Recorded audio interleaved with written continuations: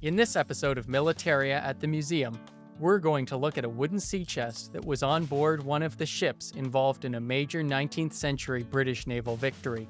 Next, we'll compare two multifunctional helicopters that have been used to carry out a variety of duties while in military service. Finally, we'll examine an elegant hunting rifle that was once owned by a famous businessman and politician. Beyond museum exhibits lies a hidden realm of archived artifacts that hold the keys to unlocking intriguing stories from the past. Come along as I meet with experts at the Army, Naval, and Aviation museums, where I've been granted special access to pull back the curtains and reveal the secrets of their militaria.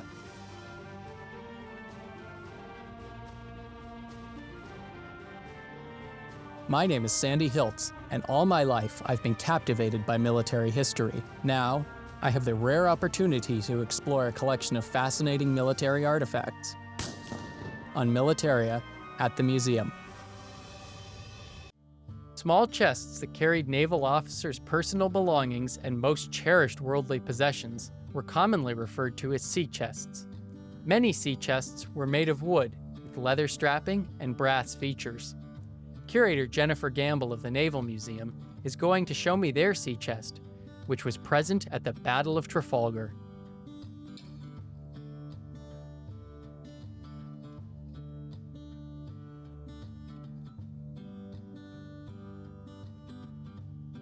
So Jen, I understand that you have a trunk that was not only at the Battle of Trafalgar, but also has a connection to the ill-fated Franklin expedition.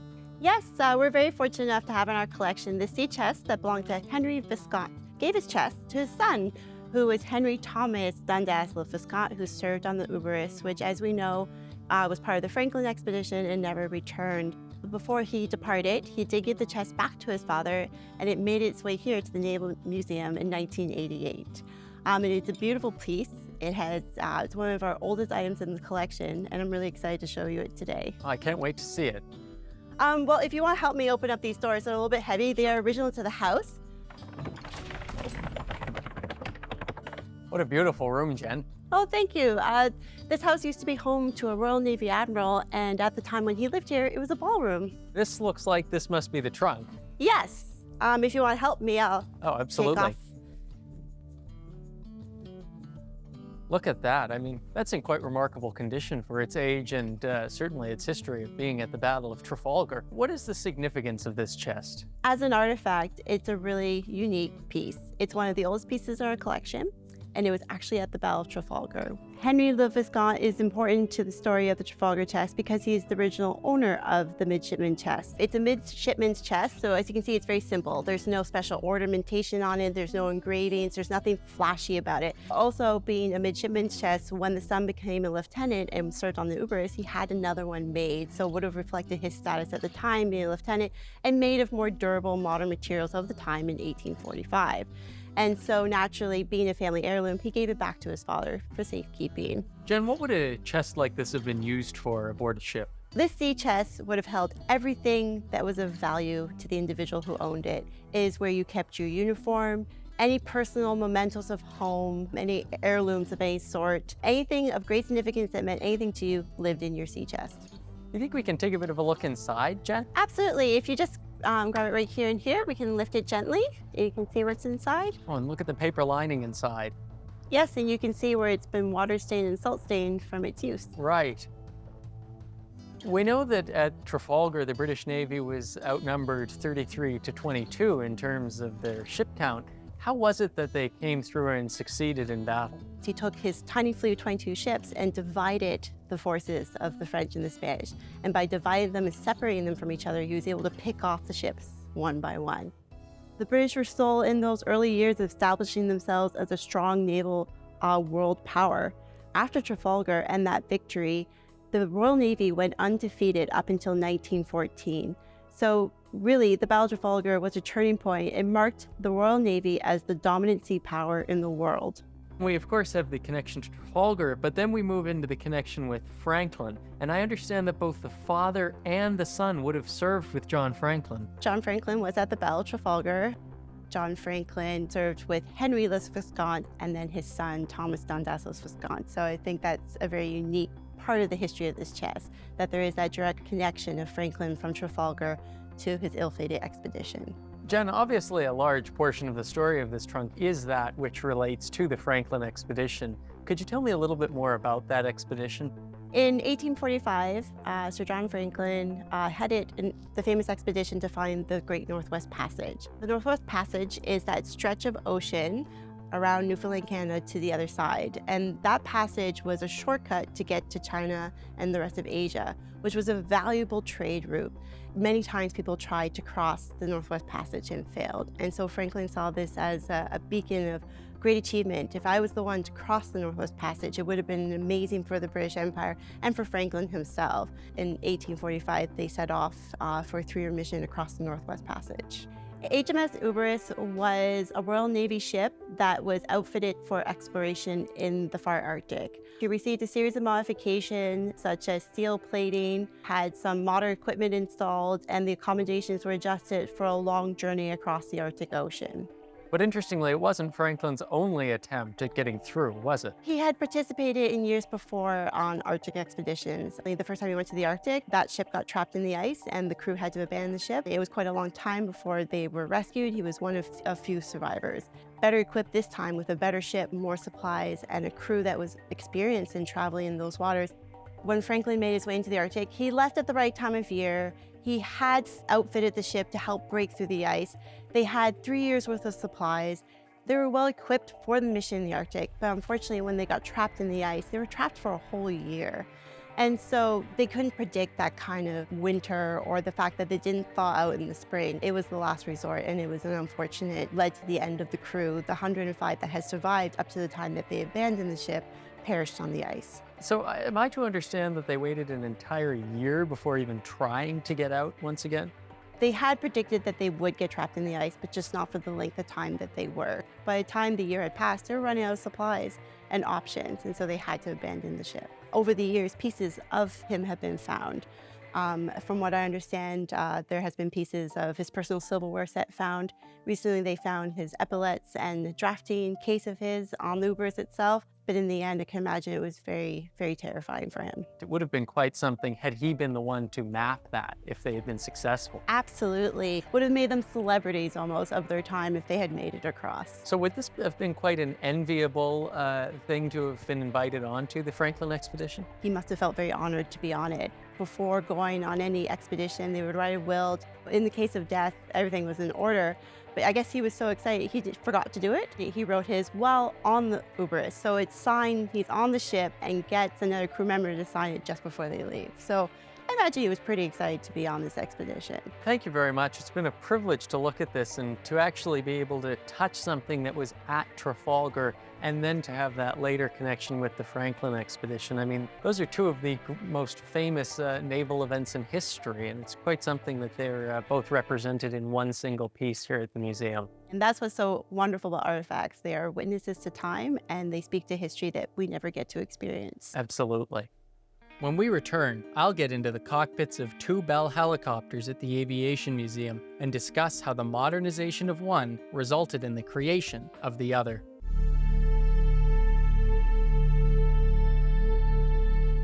At the Aviation Museum, I'm meeting with President Mark People, who is going to take me through the advancements made between the Bell 47J2 Ranger and its successor, the Bell 206A Ranger. I'll learn about some of the duties they each performed, including search and rescue, reconnaissance missions, and light transport.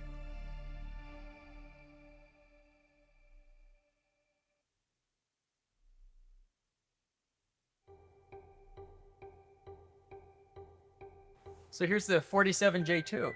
Yeah, the Bell 47J2. Let's take a look inside. Oh, sounds great.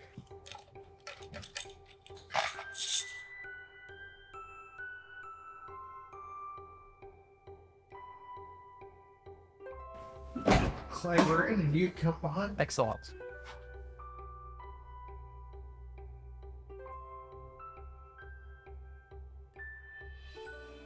The Bell 47J2 is a early 1950s helicopter design that was created by Bell as a useful utility type helicopter It was exploring the use of helicopters. This is the Bell 47J2. I have to say, when I get in here and look around, it seems pretty rudimentary. What would I need to do to get this thing off the ground? We would have to start the engine first to get it off the ground.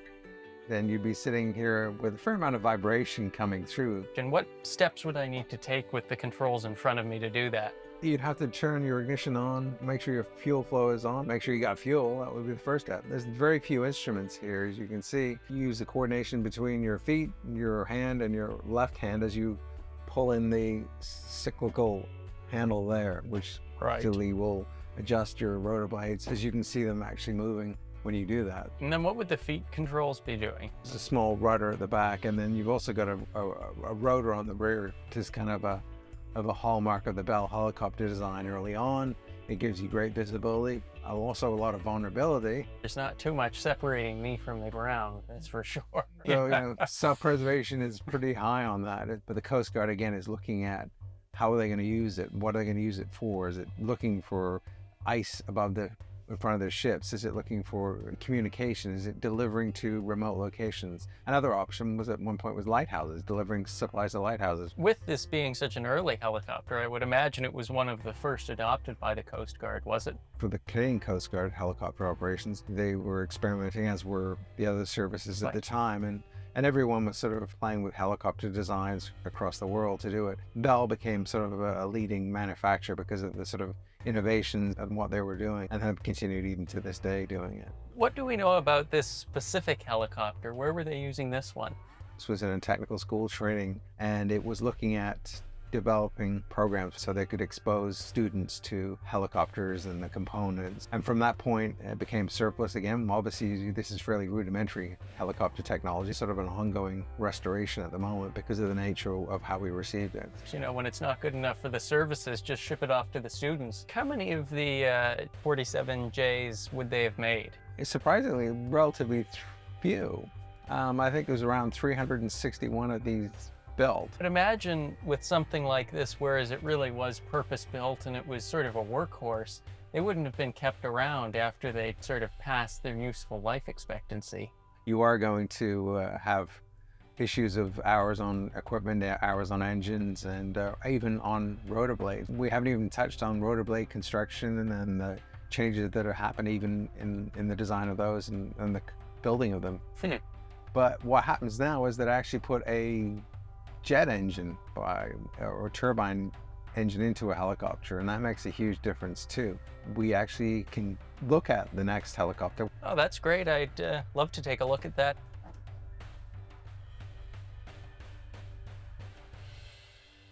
Well, let's go look at the Bell 206 and see the changes that have happened with helicopter technology. Oh, that sounds great. We didn't have far to go, that's for sure. Let me just drop the chain and we will look ahead.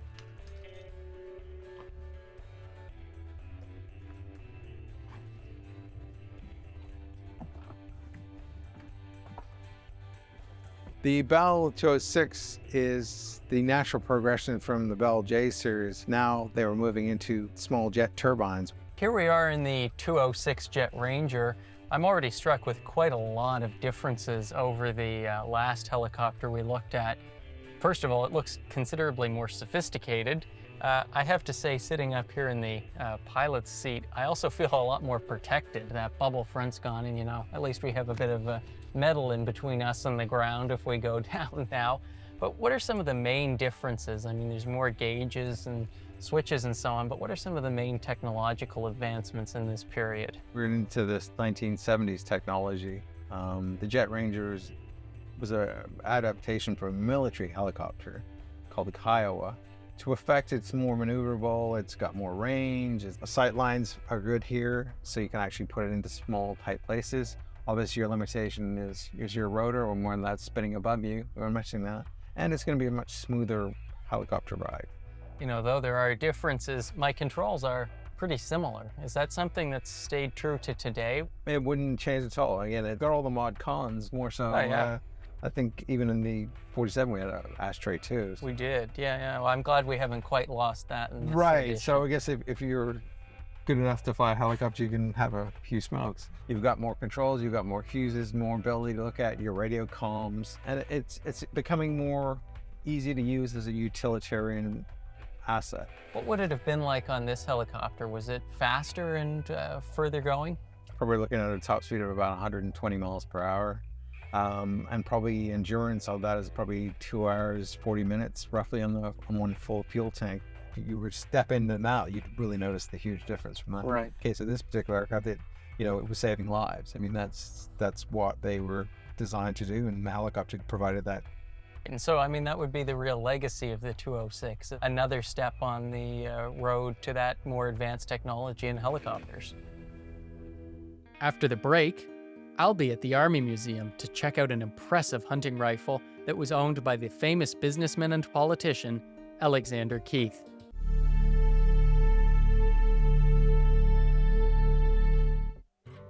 The Army Museum has a British-made, single-shot, muzzle-loaded percussion hunting rifle. This type of rifle was not commonplace and would have been owned and used by the wealthy of the time. It was the classic hunting rifle of a Victorian-era gentleman. Kevin Robbins tells me that this particular rifle belonged to Alexander Keith.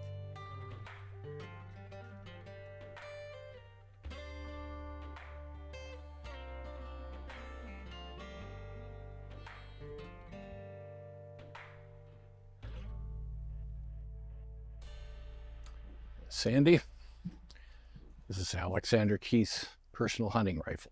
I certainly see that it would have been befitting of a man of his station, Kevin. That is a beautiful gun. Sort of upper echelon of Victorian hunting weapons for sure. And with the caliber of this weapon, you could take moose, caribou, deer, possibly even if a bear if that one came along. Really? Yeah, this is a very fine example of the Victorian gunsmithing art. Oh, it certainly is. Well, let's go in the office. We can lay this out. We can get a better look at it. Oh, that would be great.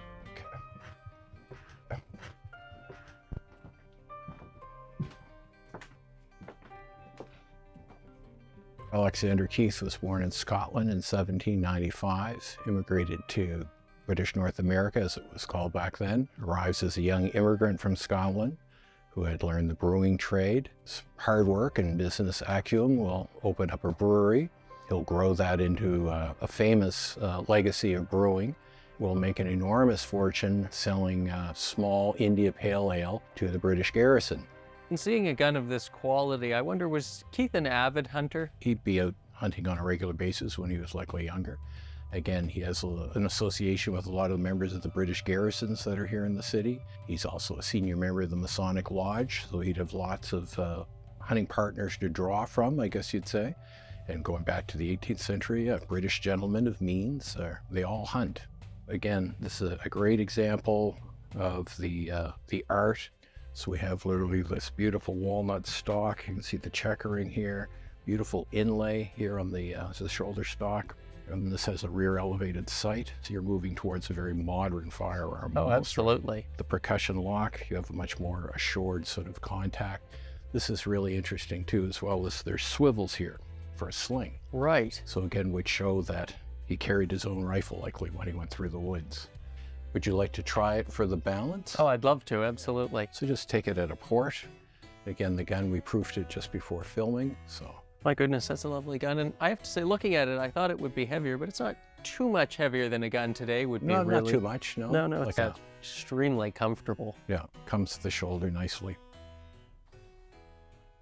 His rifle is a prime example of the high art, so to speak, of British gun makers of the early Victorian era. A octagonal barrel, percussion lock, very tasteful inlaying, a walnut stock that's wonderfully checkered, subtle details that you can only see if you hold it up close in terms of the stag head, which is representative of the Keith family. A rifle is a prime example of something that would be owned by a gentleman of his class and stature of that time in British North America, in this case, the garrison city of Halifax. Hunting for the British Army is actually encouraged Really? for officers, especially junior officers who've ever been on campaign. So all the hardships of being on a moose hunt or a caribou hunt, that gets you out in the woods, you're, literally taking down large quadruped animals. I would think there might have been a bit of competition as to who was carrying the nicest gun at the time. Exactly. Utilitarian, but handsome. That is like what they'd call a handsome rifle. How does this gun end up being in the museum's collection? This gun was collected by an eminent collector of firearms and firearms scholar, Dr. John Chadwick. This was, again, a great cherished piece with a Nova Scotia provenience. So this has gone through different people's hands. We got it directly from Dr. Chadwick, so the provenience is quite tight in regard to, like, it's the path of ownership with this weapon. Yeah. If I'm not mistaken, Kevin, Keith actually spent some time as mayor of Halifax. Oh, yes, he was. He's mayor of Halifax, and I think on 3 different occasions. And it's interesting that it seemed to be the Scots within that British Empire city that were often running the city and the province. Very much so, and they'd all be Masons. This is the 19th century Victorian era, so it's a very different world. Despite the fact we can look at photographs of people, we can walk by, we can walk the same streets, but theirs is a very different life. Oh, it certainly is. In a very different city. Certainly. Kevin, the name Alexander Keith is one that would be familiar to many Nova Scotians and people in Atlantic Canada, but what can you tell me about Keith as a man? Well, Alexander Keith is an immigrant. He immigrates, born in 1795, he immigrates to Nova Scotia. The contract he eventually wins to supply small beer to the British garrison, which again catapults him into the upper elements of Nova Scotia society as a businessman, eventually mayor of Halifax, senior member of the Masonic Order, and a Grand Master well before his death. So again, he is very much a man of his time, and his life represents those times as well. Did you ever have the opportunity to talk to Dr. Chadwick about this rifle? So Dr. Chadwick, yeah, he is part of that old school of gun collectors and scholars. Right. So with that, you know, he is one of the co-authors of the book on the story of the Ross rifle. Right. And so again, Dr. Chadwick was, he's very well respected in the gun collecting world in North America, especially here in Nova Scotia. As a curator, it's not always encouraged to collect things you curate. So I don't really ever buy or go to gun shows and things like that. But again, you're talking about there, not unlike in the tradition of Keith himself. He's a gentleman scholar and collector, right? I heard through that telegraph, so to speak, is that Dr. Chadwick would often beat people out for pieces, right? Especially with Dr. Ross McGinnis, that Dr. Chadwick would often vie for things. So when he got this rifle in an auction, it was considered a real feather in his cap that he got it. And the main reason he was donating a lot of this was that he was leaving the country. And he wanted these things to stay in Canada. I imagine some of the pieces that didn't make their way here were pretty special as well. Oh yeah, those are the ones, yeah, he was a priority with those. But again, enormously generous. This has such a direct link to Nova Scotian history. You know, he's very good to the people of Nova Scotia to make this happen. Absolutely. Museum, just given our mandate and limited exhibit space, this exhibit, this has never actually been on exhibit. Really? So it's kind of nice that we can show it like this now in a context that people can see it. Well, it feels an even greater privilege to have been able to hold it then. Oh, it is. Yeah, it's quite a thing. Yeah. It certainly is. Well, thank you very much for showing it to me, Kevin. It's been a real pleasure. Okay, thanks for coming. Keith was one of the most famous of Nova Scotians outside of the political realm. His brewery and his legacy live on today in terms of his product, and Keith Hall, which you can walk by anytime when you're in Lower Water Street in Halifax. Having special access to go beyond museum exhibits reveals some of history's best kept secrets and most interesting stories. Thank you for joining me in this exploration of military artifacts on another episode of Militaria at the museum.